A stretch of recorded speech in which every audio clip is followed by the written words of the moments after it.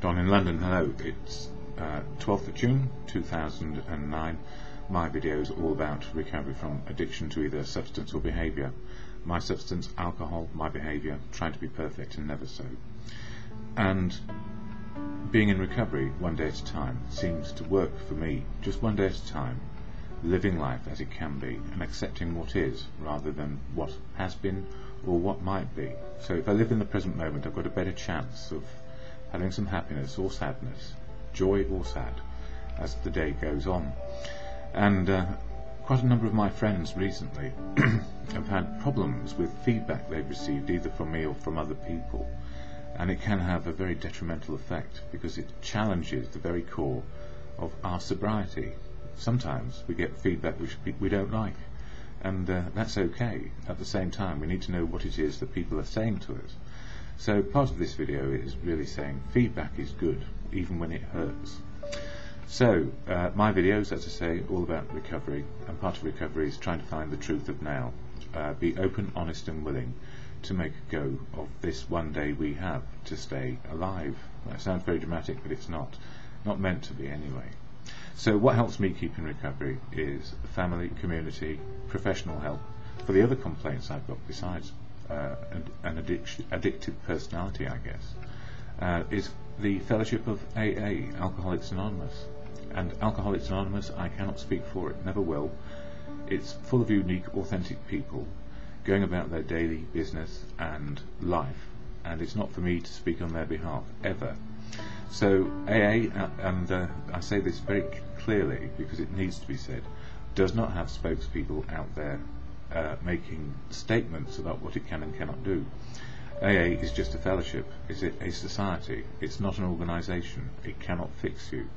It can give you the opportunity to see how you are and how I am, and see if I can make any differences to my behaviour and attitude on a daily basis. So at the beginning of every meeting I go to with the fellowship, here in London, UK, 720 in all apparently in London. The figure changes depending on whether some groups shut down or other groups open up. It's just the way of life. There is always constant change for ourselves and for the fellowship. It matures always, one way or another, I suppose in spite of people really, because it's a collective group of people just trying to stay one day sober. So at the meeting, the preamble is said, and it goes like this: every meeting I go to, Alcoholics Anonymous is a fellowship of men and women who share their experience, strength and hope with each other, that they may solve their common problem and help others to recover from alcoholism. The only requirement for membership is a desire to stop drinking. There are no dues or fees for AA membership. We are self-supporting through our own contributions. AA is not allied with any sect, denomination, politics, organisation or institution, does not wish to engage in any controversy, neither endorses nor opposes any causes. Our primary purpose is to stay sober and help other alcoholics to achieve sobriety. Funnily enough, I was thinking about 10,000 things when I was saying that, and often we're on automatic pilot, and we miss feedback we get from people. We can be in the street and be standing like an obstruction, and somebody will say, "Get out of the way," and we may or may not think that, how dare they say that to me. And there are other parts of feedback we get about personal behaviour, attitudes and stuff like that, and they are unwelcome often unless we've invited them.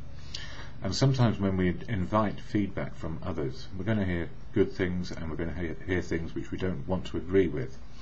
Problem is, if we've been an addict or addicted to self-obsessed behaviour and unable to break a habit which was killing us, how on earth are we going to deal with feedback?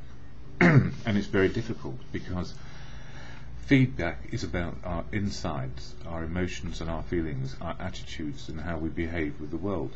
And if we're used to getting criticism which we don't like, and we stop listening, and we often stop listening in our childhood, listening in our adult mind and body can be very difficult, because we are outraged that anybody offers feedback in the first place and then offers to judge our attitude and behaviour.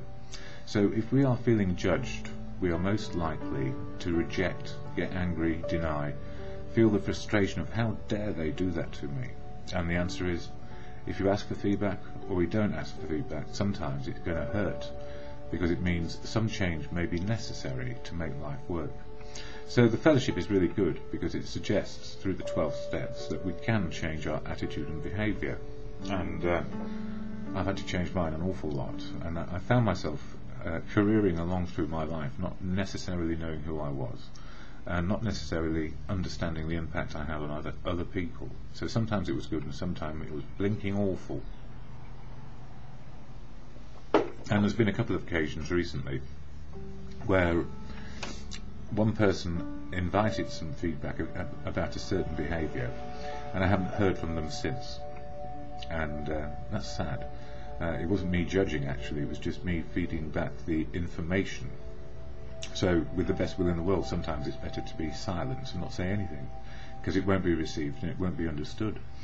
And then one or two of my other connections have had some very detrimental feedback, and they're not dealing with it very well. And the reason why we don't deal with it very well, we don't get it that often, so it feels like a very harsh judgment. So we are unable often to get the balance in what other people are saying, and my solution to it is this. Number one, I cannot change anything I've done which has caused people to feel that I am a certain way in my attitudes and behaviour. Once they have fed back to me that my attitude and behaviour is either good or bad, I am open to, hopefully, a bit of change. But the problem is, often we find ourselves getting angry and confronting people in a way which is inappropriate, which is to blame them for the problem of our behaviour, rather than look at our behaviour generally. And that's very difficult. It's very difficult because it's very wounding. It goes into the core of our self-esteem. So if we feel our esteem is knocked really badly, and sometimes we don't have any at all, and our ego comes out to play, we fight back, we say bad words, we say to you, and we get nowhere. So the gift really is in feedback. You've got to take it, because if you don't take it and do something about it, your relationships, not only with that person but other people, will be forever hindered. And in the daily reflections today, funnily enough, this one talks about defects of character for the month of June. That's step 6 in the attitude and behavioural programme of change, forming true partnerships. But it is from our twisted relations with family, friends and society at large that many of us have suffered the most. We have been especially stupid and stubborn about them. The primary fact that we fail to recognise is our total inability to form a true partnership with another human being, and that's often because we just don't want to acknowledge we need to change our outlook. Can these words apply to me? Am I still unable to form a true partnership with another human being? Quite often. What a terrible handicap that would be for me to carry into my sober life. In my sobriety, I will meditate and pray to discover how I may be a trusted friend and companion. And you know what? That's all about honesty. Honesty in the moment of now. And if someone gives us some really straight, honest feedback, we need to acknowledge, ouch, that hurts. And what I don't want to do is get defensive and then do nothing about it, or shut down and say, up yours. That doesn't work. Anyway, that's just me on feedback. We need it. We absolutely need feedback, or we don't actually start to change our attitude and behaviour. So, as Bill sees it, I've been trying to do this reading. It's a bit of an alternative to what I just talked about. That is, get out of your defects and get into your shortcomings. Do more of this. Do more of having self-esteem, courage and faith to keep on facing reality. And it says here, page 125, look beyond the horizon. My workshop stands on a hill at the back of our home. Looking over the valley, I see the village community house where our local group meets. Beyond the circle of my horizon lies the whole world of AA. The unity of AA, the most cherished quality of our society. Our lives, the lives of all to come, depend squarely upon it. Without unity, the heart of AA would cease to beat. Our world arteries would no longer carry the life-giving grace of God or good conscience. So for me in all of this, we need feedback, and if we don't do anything about it, we won't actually see the promises of a life which is far better. So as I end these videos with the serenity prayer, God, grant me the serenity to accept the things I cannot change. That is what I've done before. Courage to change the things I can, because I get the feedback. And the wisdom to know the difference is just for today.